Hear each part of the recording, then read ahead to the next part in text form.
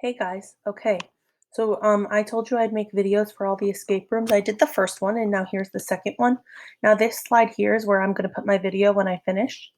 Now I'm going to click here. I'm going to read the directions and I'm going to explain this escape room. So it says point of view. We know that's standard RL 6.6. So it says complete the point of view activity, which requires you to read the passage and then determine what type of point of view is being used. In order to break out, you will need to enter the first number of the point of view listed. For example, if it is number 1, it's a first person point of view, then you would write a 1. There are 12 different passages, so the code will have 12 different numbers. That's why I have 12 little code slots here. Now I'm going to go back and first show you the passages and show you how I determine the point of views. So I'm going to, I have these 3 done for you, and I'll explain how I got those. But before we do that, I want to go over this point of view anchor chart. I'm going to make it big. So we know that point of view is the perspective from which a piece of text is written. Perspective is the way that that person, that author, that character sees it. Now with point of view, we have first person point of view, second person point of view, and third person point of view. First person point of view is told from the viewpoint of one of the characters. So the narrator is one of the characters in the text. And that's where you see these signal words, I, we, me. Second person point of view is very rarely used. That means it's basically never used. That is when the narrator addresses you. And when I mean you, you as a person. So where they say how to or technical, a technical text is a cookbook. It gives you steps or directions. That means the narrator or the author is giving directions or talking to you. Now, third person point of view, the narrator is completely not in the text. There's third person limited, third person omniscient, and third person objective. Now, when I think of third person limited, I think it has a limit. The narrator only focuses on the thoughts and feelings of one character. Think, it's got a limit. Now, there might be other characters in that text. However, we're only hearing about the thoughts and feelings and emotions of just one character. Third person omniscient, I think omniscient all. That means the narrator or the person who's telling the story can tell the thoughts, feelings, and emotions of all of the characters. And next, I'm going to wait for this little bar to go. There's third person objective. Now, when you think of that word objective, think of the summary that we did when we did our DBQ for Hammurabi's code. Now, when you have something that is written in objective, like an objective summary, that means that it's free from bias. And bias is your opinion on something. So third person objective is when the narrator only reports the facts and events. He's a neutral observer. That means he doesn't take a side. He doesn't tell or share his opinion. And the signal word you could use for that is he, she, they, or the character's name. So now I'm going to go to this here, and I'll go through these first 3 with you. I'm going to press it on present. Oops, sorry. Let me see if this works. Perfect. And move it back a little bit. Okay, so the first one here says, Caitlin had no idea that not far away, someone else was doing the exact same thing, just waiting for the right time to make a move. As fresh tears rolled down her cheeks, Caitlin took off the rest of her clothes, threw them on the floor, and plunged herself into the tub. Downstairs, her mother Sandra stood in the kitchen and poked at the congealing remains of a prime rib roast. She yanked at her blue sweater as she pulled it tighter on her shoulders and fumed. She was cold and mad, mad and cold. She searched her kitchen counters for the espresso maker. So, now the directions up here say read the text, then write whether the passage is in first person point of view, second person point of view, or third person limited, third person objective, or third person omniscient. So what I would do is I'd go, I'd look back at this chart and I'd say, okay, now I know that this here can't be in first person point of view.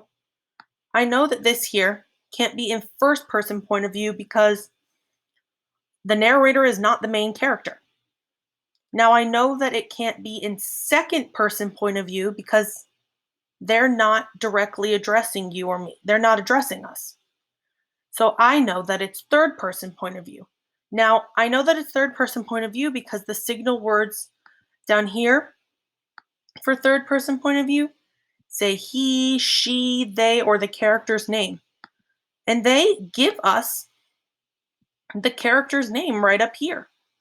So now that's when I have to decide, is it third person limited, third person omniscient, or third person objective? Now, we know that it's not third person limited because we know how Caitlin is feeling. We know she's feeling upset because it says as fresh tears roll down her cheeks, we're making an inference that Caitlin is upset because she's crying. There are tears on her cheeks. We also see how Sandra is feeling because she's telling us right here she was cold and mad. So we know it can't be third person limited because we hear about both of their thoughts and feelings and emotions. Now, we also know that it can't be third person objective because it's telling us right here in the passage how they're feeling. It's not just giving us facts. So we know that it must be third person omniscient. So that's why I have the 3 here for third person point of view. I'm going to zoom out for a minute. And I know that I have omniscient because I know all of the feelings of the character's thoughts and emotions. So that's why I have a 3 here. And that's why I have the omniscient here. Now what I'm going to do next is I don't need the omniscient part for the escape room. So I'm going to take this 3. And I know that because I have the number 3, it's in third person point of view, that's the first number of my code. So I'm going to go up. I'm going to take my 3 and I'm going to put it right in this spot. Now I'll do the next couple with you also.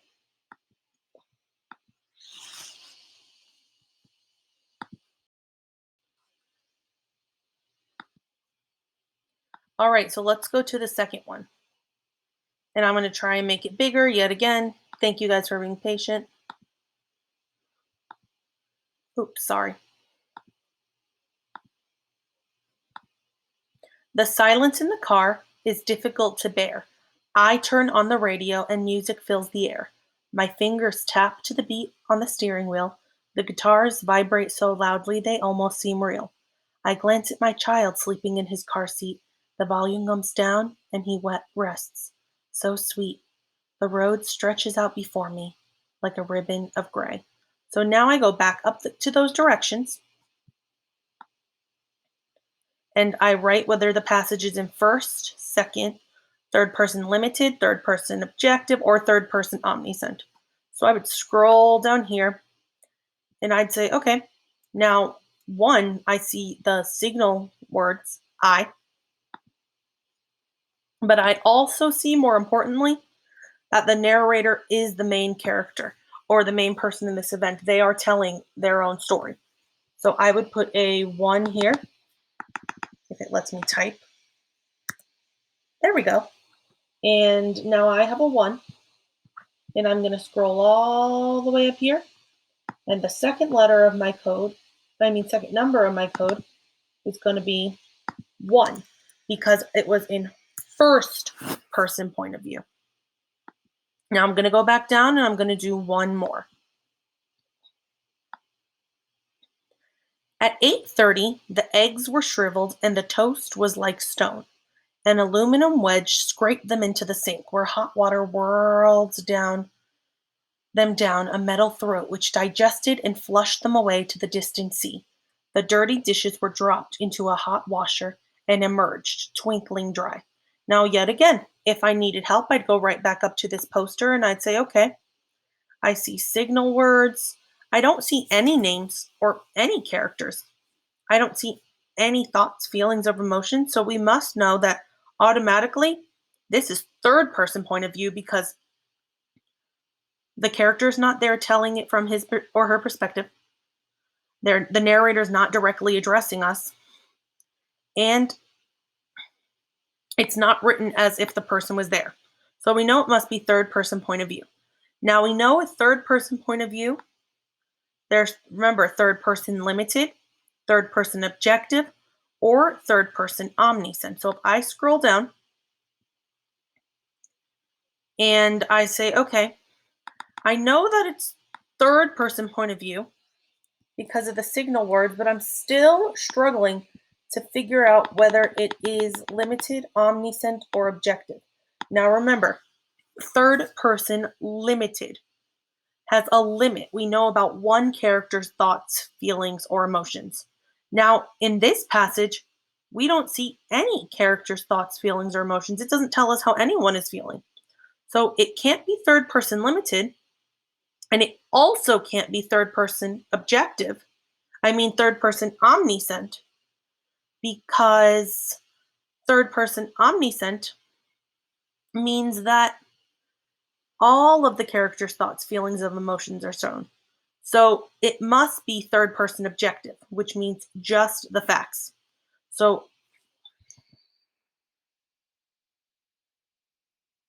yet again, we don't need this label here for the escape room. That's just for your practice. We need the number. So we know because this is in third person, this 3 here would be the third number of the code because it's the third little passage. So I would bring this 3 and I would come up and type it right. Sorry. Here. Now you would go ahead and continue to do that with all of the rest of these. And the numbers that you got would be part of the code. And then once you have completed all of them and have all the numbers, you would take this code, copy it, and paste it into your Google form. All right, thanks. Bye.